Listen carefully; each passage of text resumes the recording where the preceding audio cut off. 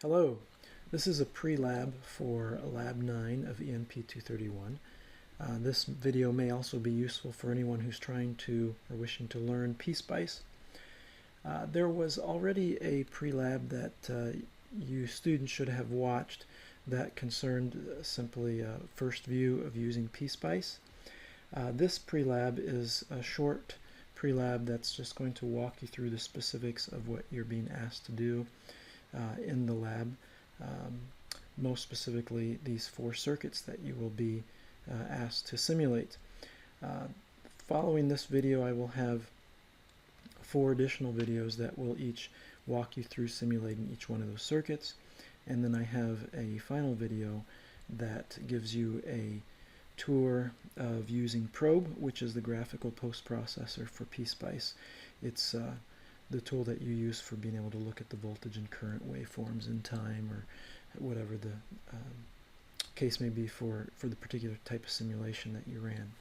So as I said, the goal of this particular video is a short run through of the circuits that you're going to simulate and what the big picture is for the lab.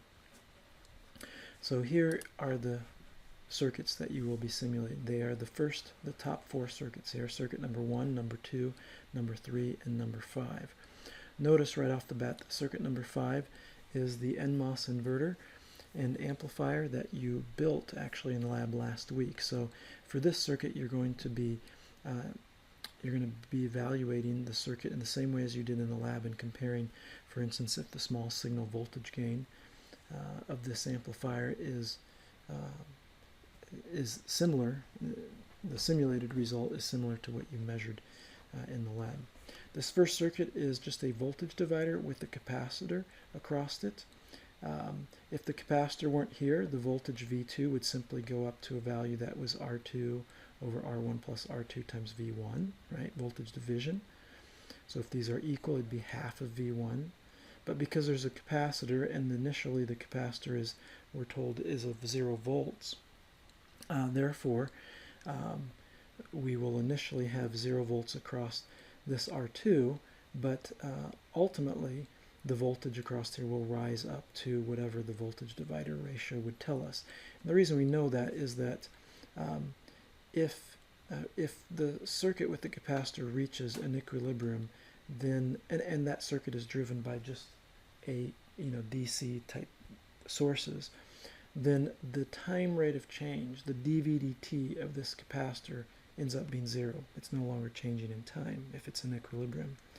And we're told that the current through capacitor is its capacitance times dV/dt. So if dV/dt is 0, then no current flows through it, so we might as well not have the cap there, and we simply have a voltage divider whose voltage V2 is simply determined by R2 over R1 plus R2 times V1, and it's not related to C1. The value of C1, though, does affect how quickly this voltage will rise from 0 to its final value.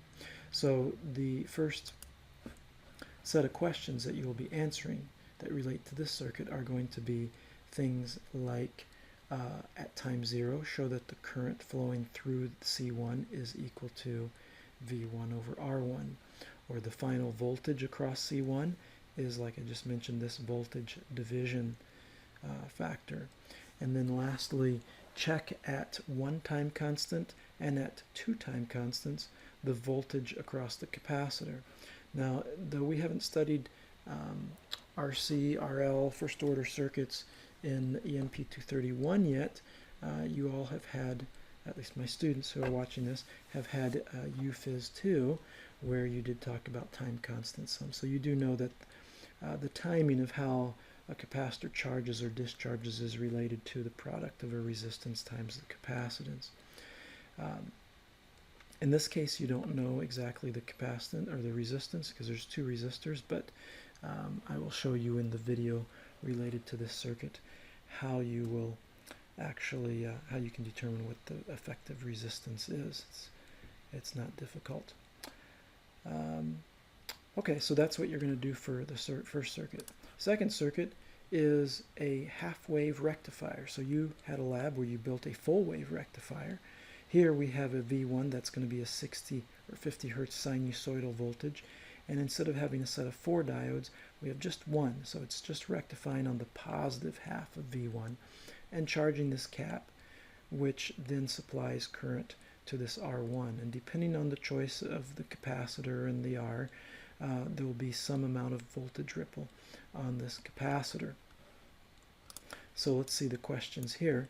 You have one question. What is the load resistor's peak-to-peak voltage when R1 is equal to 1 over 50 hertz? And when R1C1, the time constant, is 1 over 50 hertz, or what is that, 20 milliseconds, or when R1C1 is 200 milliseconds. So you will run the simulation, look at the peak-to-peak voltage, and record that here. Let's see if I have that circuit up here. Now we'll look at that. So I'll have a simulation, a separate video for this one. All right, circuit 3 then is just a resistor and a capacitor in parallel. So right there, that should tell you, just looking at those two, that if there's a voltage across this capacitor initially, then the charge that's on this capacitor will discharge through C, and we'll get an exponential decay. What's interesting in this circuit is that you have this current source that puts in these little pulses, 2 amp pulses, that last for 1/10 of a millisecond, and they come every millisecond. So that's a 10% duty cycle. And that charge basically replenishes the charge in this capacitor. So I would expect the voltage across this cap to kind of peak up and then gradually come back down because it's discharging through this cap, and then pop back up, and then come back down, pop up, come back down. So it will be a periodic signal, and the period would be driven by the periodicity of this current source, which we're told in the figure here is 1 millisecond. And the question we are asked, or questions are, show by simulation that in steady state the average resistor voltage is this value here, and that the average resistor power is this value here. Don't compute the resistor R1 power. Use the PR1 facility directly. That P should be R, or W actually, W for power. So hopefully, I don't know if I'll get that updated, but try to remember to do that. That should be a W. The PSpice can report power, but they don't use P, they use W. All right, and then what is the peak-to-peak voltage, resistor voltage?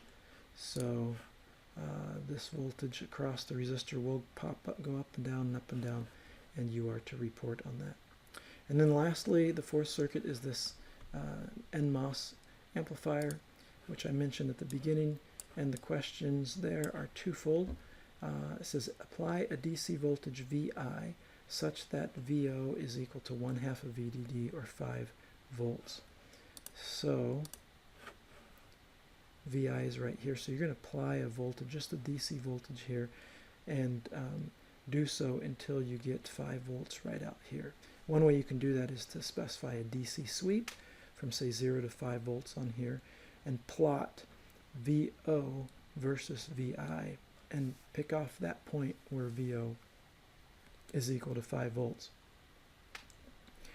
That is the requirement to be able to run the circuit as an amplifier. So once you have that, then you are to determine the small signal voltage gain at the VO equal to 5 volt operating point. In other words, run a transient simulation where the input voltage is equal to the DC voltage that you found in 4.1 plus a 10 millivolt peak sinusoid. So you'll add a little sinusoid on top of it, and you are to report on the input peak to peak, which is going to be the 20, because it's peak to peak, 2 times 10, 20 millivolts, and then you're going to record what you observe and measure for the output peak to peak, and then you'll compute the voltage gain by taking the ratio of the two.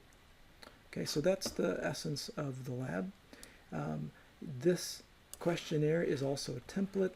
I've made it available in Word as well as PDF, and on the following pages there is a little table for each of the 4 circuits with a place for you to paste your .cir file and then your results. So this, we have result 1.1, 1.2, and 1.3.